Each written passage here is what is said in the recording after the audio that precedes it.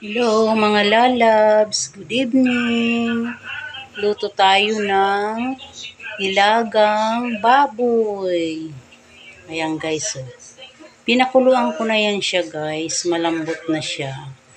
Ngayon, lalagyan ko na lang siya ng gulay. Simpleng sangkap lang yan guys, sibuyas, paminta. At saka nilagyan ko siya guys ng luya para siya masarap, malinamnam. Ayan, lalagay na natin ngayon guys yung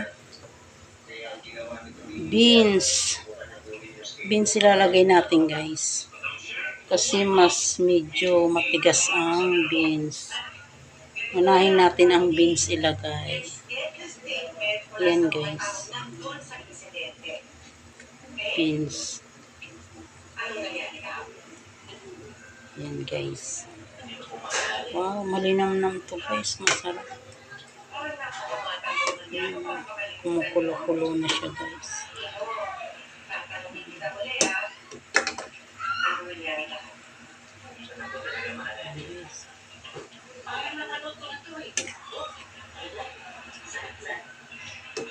Ayan guys, so nilagang baboy. Siyempre nilagyan natin ng patatas guys. Ayan guys, may patatas siya. Malambot na guys yung patatas. Lagay na natin guys yung repolyo. Ayan, lagay natin yung repolyo. Ayan guys. Repolyo. Mas masarap guys talaga pag maraming gulay.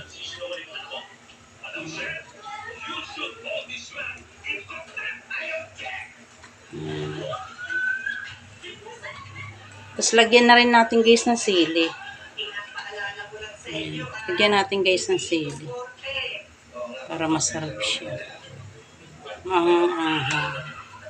Simpleng luto lang naman to guys. Pero masustansya siya kasi marami siyang gulay. Lagyan natin guys ng pampalasa. Ayan. Lagyan natin ng pampalasa. Ayan. Oh. Kulong-kulo na siya guys.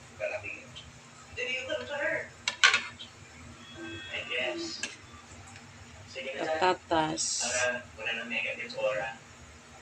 May siling green siya guys. Ayan. May beans.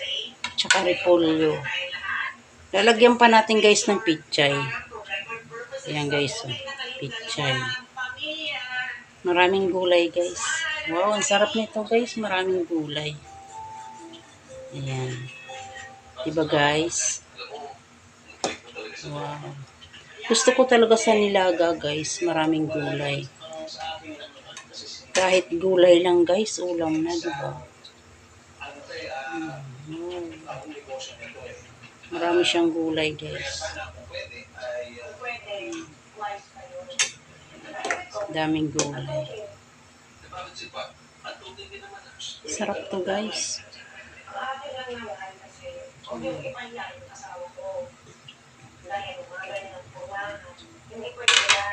Kumukulo-kulo na siya guys.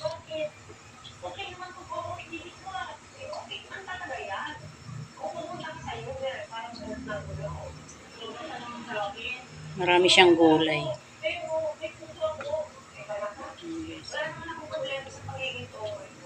Ang gulay nito guys, repolyo, beans, tsaka pichay pa. Siyempre hindi mawawala ang patatas. Diba guys? Kasi yun ang importante sa nilaga. Thank you for watching guys. Bye!